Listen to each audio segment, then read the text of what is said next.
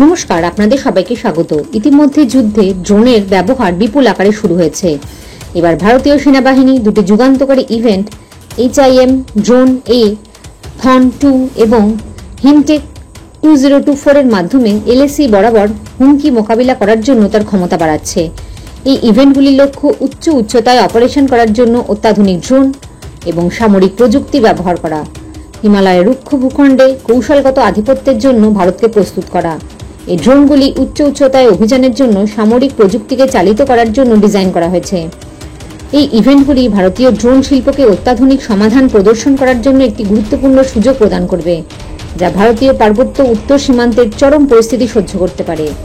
গত 17-18 সেপ্টেম্বর 2024-এ লের কাছে ওয়ারিলাতে সংঘটিত হয়, যেখানে 25টিরও বেশি দেশীয় ড্রোন নির্মাতাকে একত্রিত করে তারা 4000-5000 মিটারের মধ্যে উচ্চতায় যুদ্ধক্ষেত্রের পরিস্থিতিতে তাদের ক্ষমতা প্রদর্শন করে।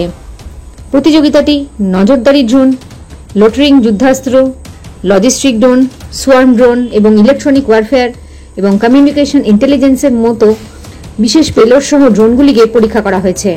এই ট্রায়ালগুলি সিয়াচেন হিমবাহের বরফের উচ্চতা থেকে রুক্ষ হিমালয় পর্যন্ত নিযুক্ত ভারতীয় সৈন্যদের মুখোমুখি অনন্য চ্যালেঞ্জগুলি মোকাবিলা করবে। স্বাভাবিকভাবে সেনার খুব কাজে আসবে এই ড্রোনগুলি। জয় হিন্দ, জয় জওয়ান, জয় কিষান।